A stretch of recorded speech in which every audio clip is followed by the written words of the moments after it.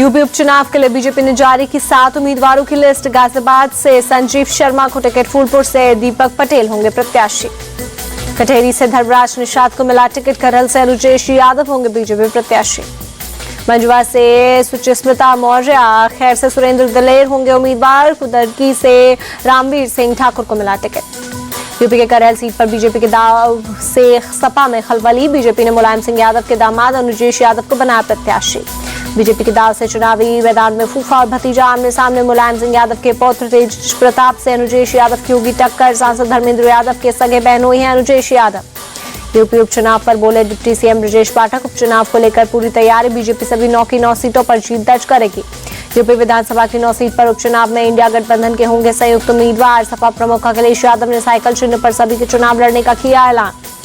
UP उपचुनाव में कांग्रेस की उपेक्षा के आरोपों के बीच अखिलेश यादव ने राहुल गांधी के साथ का फोटो किया ट्वीट, लिखा हमने ठाना है संविधान, आरक्षण, सौहार्द बचाना है, बाबू साहेब लोहिया के सपनों का देश बनाना है। यूपी उपचुनाव में सभी सीटों पर साइकिल चिन्ह पर लड़ने की घोषणा पर बीजेपी के राकेश त्रिपाठी बोले हाथ का पंजा खाली रह गया, सपा ने दिया कांग्रेस को धोबी पछाड़ दाव। इंडिया टीवी के कार्यक्रम चुनाव मंच में बोले महाराष्ट्र विधानसभा स्पीकर राहुल नार्वेकर विधानसभा अध्यक्ष के तौर पर हमेशा निष्पक्ष रहा, मेरा हर निर्णय संविधान के मुताबिक रहा। राहुल नार्वेकर बोले बीजेपी नाम नहीं काम की पार्टी, बीजेपी के अंदर घरानाशाही नहीं, हमेशा राष्ट्र की बात। सीट शेयरिंग पर बोले नार्वेकर महायुति में कुछ सीटों पर चर्चा बाकी, कुछ भी सभी का दावा। कांग्रेस ने तो अब तक एक भी सीट घोषित नहीं की। राहुल नार्वेकर का विपक्ष पर हमला, बोले कांग्रेस और उद्धव गुट के पास कई सीटों पर उम्मीदवार नहीं, महाराष्ट्र में 175 सीटों के साथ महायुति की सरकार बनेगी। चुनाव आयोग पर विपक्ष के आरोपों पर बरसे राहुल नार्वेकर, कहा ये उचित नहीं, भारत का चुनाव आयोग सबसे निष्पक्ष संस्था, संजय राउत पर तंज, उनके बयानों को कोई सीरियस नहीं लेता। इंडिया टीवी के चुनाव मंच पर राज ठाकरे के सिपहसालार बाला नांदगांवकर, कहा उद्धव ठाकरे ने राज ठाकरे के साथ विश्वासघात किया, जब धोखा मिला तो हमने साथ छोड़ा। पीएम मोदी को लेकर बोले बाला नांदगांवकर, एमएनएस ने हमेशा नरेंद्र मोदी का सपोर्ट किया, हमारी पार्टी चाहती थी कि नरेंद्र मोदी जी ही प्रधानमंत्री बने। एमएनएस नेता बोले बीजेपी के साथ जाने से राज ठाकरे को उद्धव ने रोका, खुद उस कांग्रेस से हाथ मिलाया जिसके जीवन भर खिलाफ रहे बाला साहेब। इंडिया टीवी के चुनाव मंच पर बोले सपा विधायक अबू आजमी, मैं दुनिया में किसी से नहीं डरता, बांटोगे तो कटोगे बोलने वाले लोगों को हटाएंगे। सीट शेयरिंग पर बोले अबू आजमी, हम 12 मांग रहे थे, कम पर भी लड़ने को तैयार, हमारे 8 विधायक बनेंगे तो हम सेंटर में रहेंगे। सपा विधायक बोले नफरत के आधार पर देश को बांटने की कोशिश हो रही है, मजहब के खिलाफ बोलने वालों पर यूएपीए लगना चाहिए। अबू आजमी बोले एक्शन का रिएक्शन होता है, भड़काऊ बयान देने पर कार्रवाई होनी चाहिए, मैंने कभी भी हिंदू मुस्लिम की सियासत नहीं की। बीजेपी नेता नीलेश राणे के शिवसेना में शामिल होने पर बोले सीएम एकनाथ शिंदे, नीलेश राणे 52,000 वोटों की बढ़त के साथ जीतेंगे। नीलेश का शिवसेना में शामिल होने के पीछे सीट बंटवारे में शिवसेना के खाते में कुदाल सीट का जाना।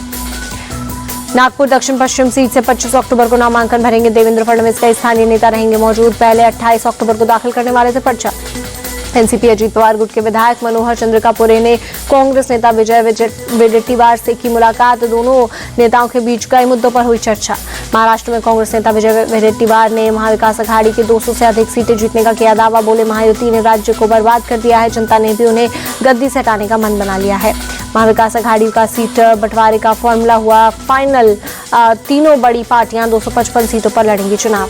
शिवसेना, यूबीटी, कांग्रेस, एनसीपी, शरद गुट की 85 सीटों पर सहमति। संजय राउत बोले बची हुई 33 सीट में से 18 सीट छोटे सहयोगी दलों को देंगे। महाविकास अघाड़ी में बचे सीटों के बंटवारे पर बोले नाना पटोले, आज रात या कल तक सीटों की घोषणा हो जाएगी। आदित्य ठाकरे के नामांकन पर बोली प्रियंका चतुर्वेदी, दोबारा रिकॉर्ड वोटों से जीतने जा रहे हैं आदित्य ठाकरे, महाराष्ट्र का खजाना लूट रही है सरकार। गिरिडीह के गांडे सीट से जेएमएम की कल्पना सोरेन ने किया नॉमिनेशन, सीएम हेमंत सोरेन की पत्नी है कल्पना सोरेन।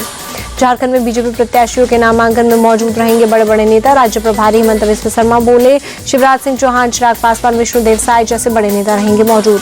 असम के मुख्यमंत्री हेमंत बिस्वा शर्मा बोले कांग्रेस में दलितों का होता है अपमान, कल के वीडियो में मल्लिकार्जुन खड़गे के साथ दिखा अपमान। प्रियंका गांधी के चुनावी हलफनामे पर मचा घमासान, बीजेपी ने साधा निशाना, कहा गांधी परिवार के दिखाने की और खाने की दात अलग। प्रियंका ने रॉबर्ट वाड्रा की घोषित संपत्ति कम दिखाई। बीजेपी बोली गांधी परिवार का शिमला में एक बड़ा घर, वो एसयूवी और फार्म हाउस वाले लोग हैं। बीजेपी ने कहा गांधी परिवार ने पिछड़ों का इस्तेमाल किया, कांग्रेस अध्यक्ष पद को रिमोट कंट्रोल से चलाया जा रहा है। प्रियंका गांधी के नॉमिनेशन पर बोले उनके पति रॉबर्ट वाड्रा, मुझे खुशी है कि प्रियंका अब अपने लिए सोचने का कदम उठा रही हैं। मैंने उन्हें हमेशा दूसरों के लिए कड़ी मेहनत करते देखा है। वायनाड से बीजेपी प्रत्याशी नव्या हरिदास ने भरा पर्चा, कई नेता रहे मौजूद, कांग्रेस की प्रियंका गांधी से है मुकाबला। संसद की लोक लेखा समिति की बैठक में आरोप प्रत्यारोप, विपक्षी सांसदों ने लोकसभा स्पीकर से की समिति के अध्यक्ष की शिकायत। ओडिशा के पुरी में दिखने वाले चक्रवात तूफान दाना का असर, पुरी बीच पर चलने लगी तेज हवाएं, जीआरएफ की टीम ने बीच को कराया खाली। पश्चिम बंगाल के दीघा इलाके में समुद्र में उठ रही ऊंची ऊंची लहरें, ईस्ट मेदिनीपुर में मौसम में हो रहा बदलाव। ओडिशा और बंगाल में चक्रवाती तूफान दाना का खतरा, आज सुबह 8 बजे से कल सुबह तक ओडिशा के भितरकनिका और धामरा के बीच हो सकता है लैंडफॉल। चक्रवात तूफान दाना के चलते 200 से ज्यादा मेल एक्सप्रेस ट्रेनें रद्द, उड़ानों पर भी पड़ा असर, स्कूल कॉलेज पर। यमुना में बढ़ते प्रदूषण को लेकर आप सरकार के खिलाफ बीजेपी का प्रदर्शन, प्रदेश अध्यक्ष वीरेंद्र सचदेवा ने प्रदूषित यमुना नदी में डुबकी लगाकर जताया विरोध।